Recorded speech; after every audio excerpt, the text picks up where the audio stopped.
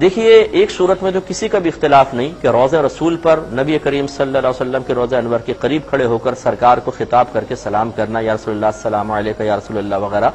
اس میں کسی کا اختلاف نہیں کہ بالکل جائز ہے۔ اس میں اختلاف کرنے والا ہی بے وقوف ہوگا، کیونکہ میرے آقا صلی اللہ علیہ وسلم نے خود قبرستان میں جب تشریف لے گئے تو آپ نے مردوں کو مخاطب کرتے ہوئے ارشاد فرمایا، السلام علیکم یا اہل القبور،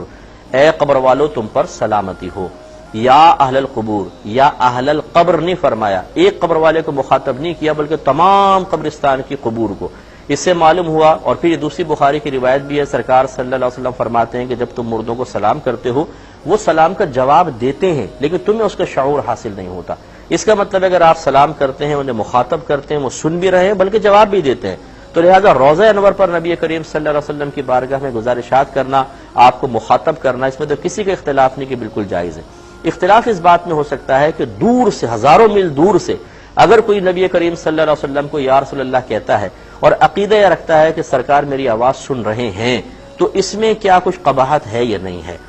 تو مسئلہ یہ ہے کہ اگر کوئی اس قصد و ارادے کے ساتھ نبی کریم صلی اللہ علیہ وسلم کو دور سے پکار رہا ہے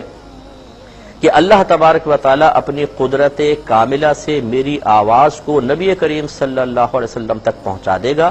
اور جب پہنچائے گا تو میرے آقا صلی اللہ علیہ وسلم سن بھی لیں گے، تو اس عقیدے میں بھی کسی کا اختلاف نہیں کہ بالکل شرعاً جائز ہے، کیونکہ یہاں کسی کی طاقت بشری پر اعتماد نہیں بلکہ اللہ تبارک و تعالیٰ کی قدرت کاملہ پر کامل نظر ہے، اور اللہ تعالیٰ اس پر قدرت رکھتا ہے۔ اس نے دیکھیں یہ موبائل کی ایجاد کی توفیق ہمیں دی ہے، آپ ابھی کال ملائیں، امریکہ کے اندر ایک سیکنڈ بھی نہیں گزرنے پائے گا کہ وہاں سے ایک شخص آپ سے کلام شروع کر دے گا، جب ہم عام لوگ ایک ایسی ڈیوائس ایجاد کر لیں کہ لاکھوں میل دور ہم فوراً اپنی آواز کو پہنچا دیں، اور لائیو میچز لوگ دیکھ رہے ہیں، ہزاروں لاکھوں میل دور میچ ہو رہا ہے، آپ گھر پہ بیٹھ کے بالکل ایسے دیکھ رہے ہیں جیسے آمنے سامنے، تو یہ چیز اگر قدرت کاملہ کے تحت ہو تو کیسے ناجائز ہو سکتی ہے؟ تو اللہ تعالیٰ اس پر قدرت رکھتا ہے کہ وہ ہماری آواز کو وہاں تک پہنچا دے، اور ہے بھی ایسا ہی کہ نبی کریم صلی اللہ علیہ وسلم مدینہ منورہ میں اپنی قبر انور میں جلوہ افروز ہے، اور پوری امت کی آوازیں وہاں پہنچتی ہیں، اللہ تعالیٰ پہنچاتا ہے، آپ سماعت فرماتے ہیں جیسے کہ درود پاک پہنچتا ہے۔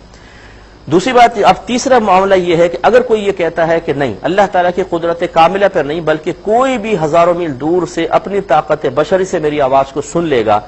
یہ عقیدہ غلط ہے، یہ ناجائز ہے، کیونکہ اس نے ایک انسان کے لیے اس چیز کو تسلیم کیا ہے کہ جو اللہ تبارک و تعالیٰ کی عطا سے اسے حاصل نہیں ہے، یعنی اللہ تعالیٰ کی عطا اور بھروسہ اللہ تبارک و تعالیٰ کی قدرت کاملہ پر اب نگاہ نہیں ہے، بس دور سے اپنی طاقت سے سن لیتا ہے، یہ غلط ہے، چنانچہ یہ عقیدہ نہیں ہونا چاہیے۔ باقی آپ دیکھیں ہم نماز میں جب التحیات پڑھتے ہیں تو ہم کہتے ہیں السلام علیکہ ایھا النبی،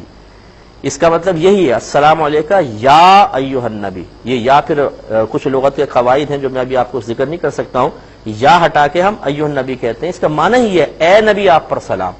اب اگر دور سے نبی کریم صلی اللہ علیہ وسلم کو خطاب کرنا مطلقاً ناجائز ہوتا تو پھر اللہ تبارک و تعالیٰ التحیات کو نماز میں واجب قرار نہ دے دیتا کہ یہاں تو خطاب رسول صلی اللہ علیہ وسلم یعنی ہمیں ہمارا سرکار کو مخاطب کرنا واجب ہے گویا کہ، تو اس لیے صحیح عقیدے کے ساتھ اگر کوئی الفاظ ادا کرتا ہے تو اس میں شرعاً کوئی حرج نہیں ہے۔